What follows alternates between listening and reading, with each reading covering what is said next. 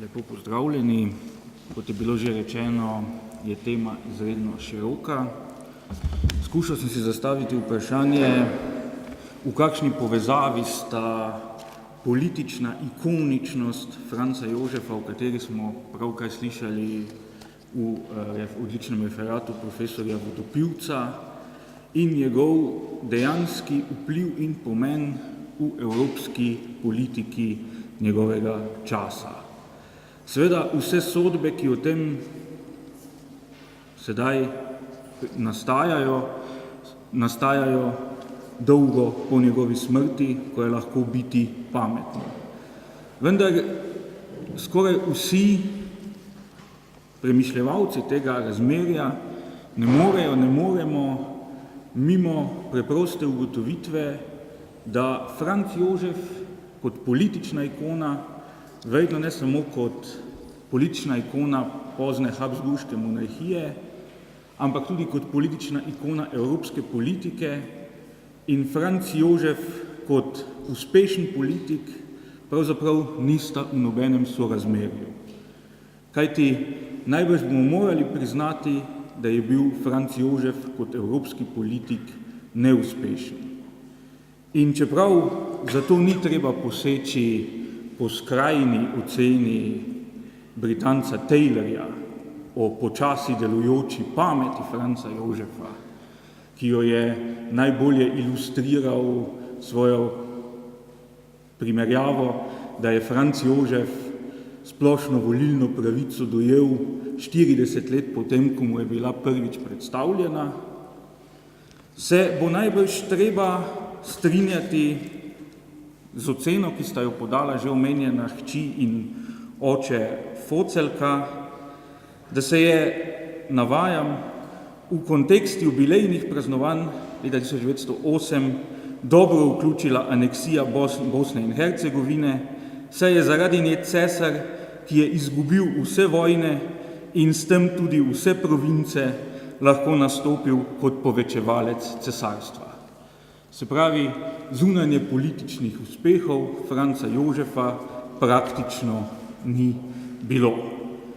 In enako se je verjetno treba strinjati z kislo oceno že omenjenega Taylorja. Ni nujno, da se strinjamo z vsemi njenimi deli, pa vendar pravi takole, navajam: in vendar je brez svobodnega sodelovanja narodov moralo priti do velike Nemčije. Edina druga možnost je bila ruska nadvlada v srednji in vzhodni Evropi. Stvar se je končala tako, da so podložniki Habsburžanov okusili najprej prvo in potem še drugo. S tem se je pokazalo, kako zelo je spodletelo Habsburžanom. Z njimi pa seveda tudi Francu Jožefu. Kot pa je povedal že profesor Rahten, je pa seveda položaj habsburške monarhije zaradi njene lege bil izjemno težak in je dejansko zahteval tako rekoč genialnega voditelja. In če si pogledamo nekatere najpomembnejše prelomnice v evropski politični karieri Franca Jožefa, se nam pokaže ta široka paleta izzivov. Morda je bilo narobe, da se je Franc Jožef med temi političnimi izzivi najbolj koncentriral na dva, ki sta zanj vsekakor imela izjemen simbolični pomen. To sta bila Italija in pa Nemčija. In v Italiji in Nemčiji je pravzaprav že v času, ko je komaj presegel Kristusova leta, tako rekoč pogorel, kar je še toliko bolj boleče bilo zanj, ker je dejansko vsaj v italijanski politiki sam držal odločilne niti v rokah. Kot smo mislim, da tudi že slišali, je pri Solferinu torej tudi osebno doživel brutalen poraz. Morda je v funkciji italijanske in nemške politike bila še ena sicer zunanje politična poteza, ki pa je imela tudi velik notranje politični pomen, to je sklenitev po mnenju takratnih in sedanjih premišljevalcev izredno velikodušnega konkordata s Svetim sedežem, s papežem Pijem IX. Oktobra 1855, ki naj bi seveda spet na simbolni ravni uveljavil Avstro-Ogrsko kot katoliško velesilo, po drugi strani pa naj bi pozitivno deloval tudi na proavstrijsko razpoloženje v Nemčiji in tudi v Italiji. Vendar vsaj kar se tiče južno-nemških katoliških kneževin, se ta računica ni išla in verjetno mora spet obveljati tisto, kar je grenko pripomnil Franz Grillparzer, da lahko s konkordatom dosežeš prvo mesto v nebesih, ne pa v Nemčiji. In seveda vzpon in tako rekoč veličasten razcvet je nemški politični katolicizem lahko doživel šele, ko je dobil tako rekoč brco v zadnjo plat od Bismarcka in njegovega kulturnega boja. To pa je bilo šele v 70. letih, ko je bila zgodba o združitvi Nemčije že zdavnaj končana. Ugotavljamo torej, da v italijanski politiki presežejo Franca Jožefa njegovi takratni sodobniki in zunanje politični tekmeci, ne samo kasneje v Nemčiji Bismarck, kar nekako pričakujemo, ampak tudi Napoleon III., Benito Cavour in celo ruski car Aleksander II. Italijanska izkušnja seveda še dodatno načne tudi samozavest cesarja Franca Jožefa, že kmalu zatem pa v začetku 60. let postane jasno, da tudi njegova nemška politika, za katero se zelo trudi in jo posveti veliko naporov, ne bo obrodila želenih sadov v smislu ohranitve vodilne avstrijske vloge v nemški zvezi.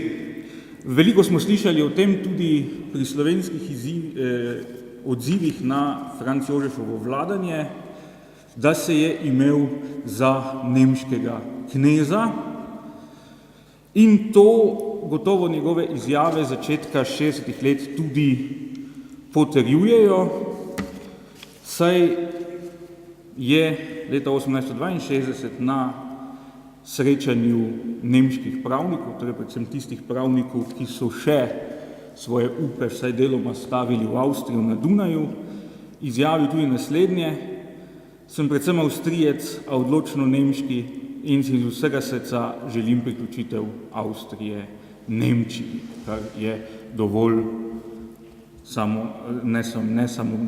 nesamozavestna in dovolj jasna izjava. Naslednje leto potem pride do trenutka, ki se ga v svoji politični karieri rad spominja in kasneje nekako vidi njegovo ponovitev 45 let pozneje, leta 1908, ko vendarle doseže simbolno priznanje nemških knezov, ki so mu ga pravzaprav odrekli leta 1863. Tedaj skliče kneze Nemške zveze v Frankfurt na Majni. Že to je znak, da se težišče prestavlja z Dunaja proti osrednji Nemčiji in mora ugotoviti, da brez pruskega sodelovanja tudi ostali nemški knezi ne bodo pripravljeni podpreti avstrijskih načrtov, čeprav takrat zapiše zelo dobro znane besede materi, da je bil deležen soglasja z vseh strani, celo od vlad, ki so bile doslej vsem pruski sužnji. Resničnost je bila seveda drugačna in Sadova leta 1866 pomeni drugo veliko razočaranje in drug velik evropsko-politični poraz Franca Jožefa, ki ga lahko mirno označimo za njegov osebni poraz, ker recimo, da nekaterih kasnejših neuspehov avstrijske politike ne gre pisati na njegov rovaš, in tako pravzaprav že relativno mlad cesar stoji v Evropi kot osmoljenec. Toda resnični problem je, kot so seveda tudi opazili poznejši premišljevalci, deloma pa že njegovi sodobniki, je bil drugje.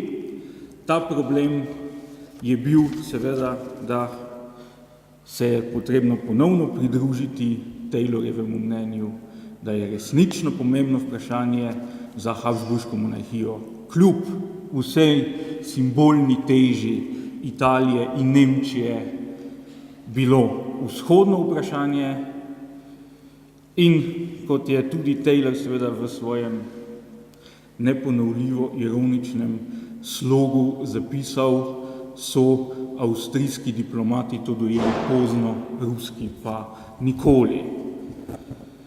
No, Franc Jožef je imel seveda v odnosu z Rusijo izredno težavno stališče, ki je izviralo iz ruske pomoči pri zatrtju revolucije na Ogrskem leta 1849.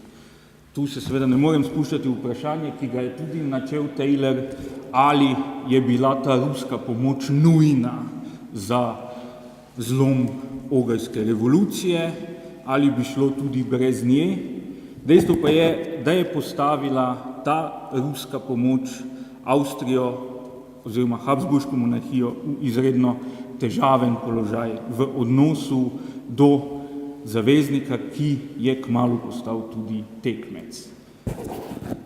In že leta 1854, zanimivo, je cesar Franc Jožef, ki ni sicer ne slovi, torej kot smo danes tako že večkrat slišali, po svoji politični daljnovidnosti, ugotovil in zapisal v pismu materi Zofiji: na Orientu je naša prihodnost in rusko moč in vpliv bomo spravili nazaj v tiste meje, izven katerih se je uspela vse bolj prebijati zaradi šibkosti in neenotnosti v prejšnjih časih, da bi nam, morda ne da bi se cesar Nikolaj tega zavedal, pripravila naš pogin.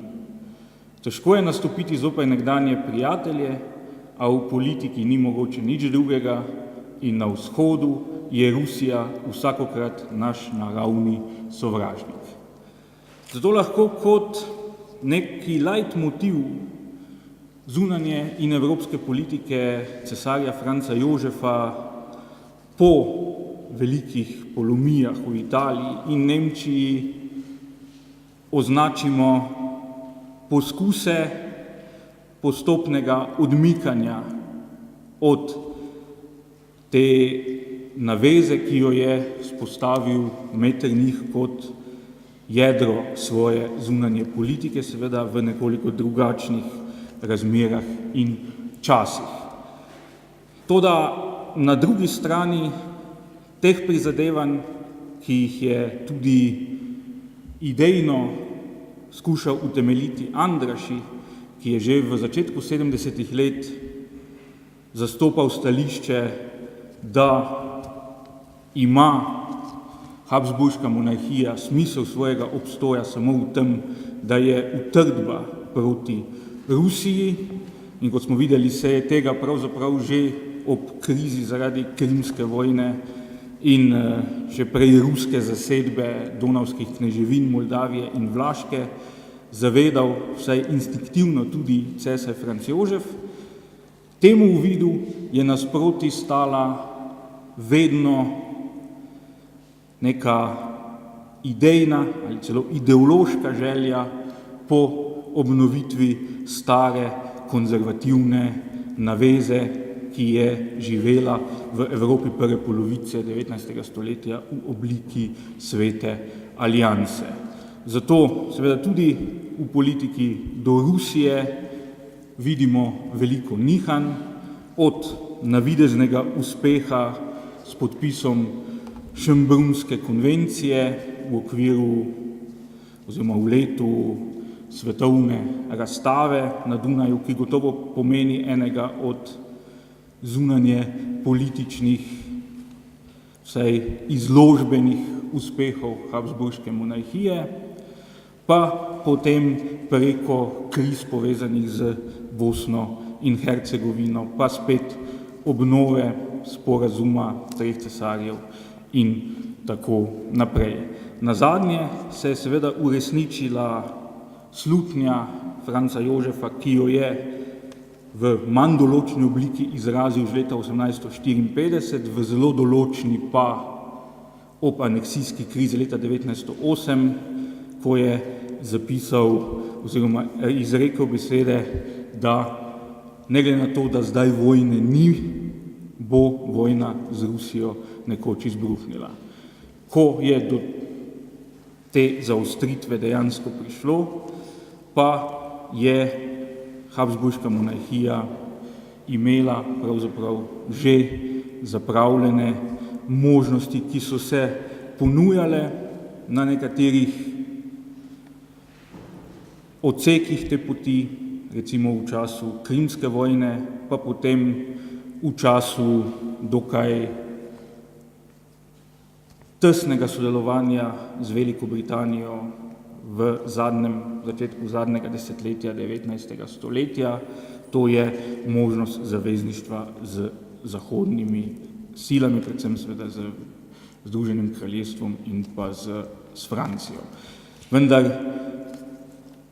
razlogi, ki so preprečevali to zavezništvo takoj po Metternichovem padcu, so pravzaprav obstajali ves čas do konca Habsburške monarhije in tako je kot edini zaveznik, podobno kot je bila to 1849 Rusija, bila pred Prvo svetovno vojno za Habsburško monarhijo Nemčija, to pa je tudi zaradi notranjih razmer v monarhiji jasno bila zelo dvoumna izbira.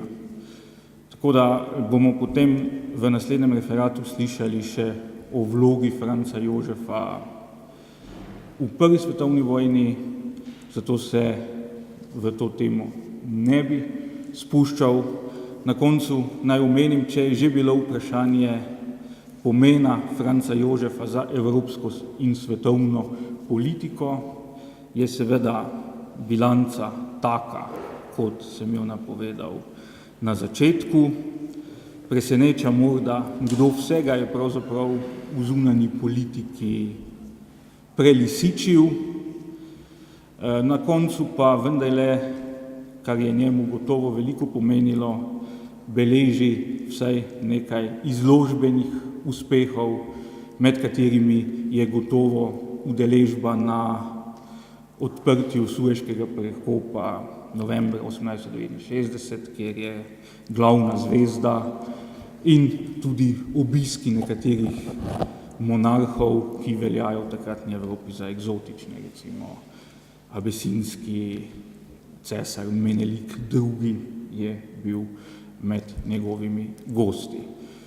Če sklenem, bi samo še poskušal špekulirati o enem od pomembnih gonil zunanje politike Franca Jožefa, ki je velikokrat onemogočal pametne poteze, to je pa seveda ravno občutje, ki ga izraža tudi na začetku citirano mnenje hčere in očeta Focelka, da je namreč njegova dinastična in osebna vladarska čast marsikdaj zaslepila bolj razumno in bolj razumsko presojo evropske politične situacije, ki je bila seveda bistveno drugačna kot takrat, ko je on poslušal osnove politike, zgodovin in zgodovine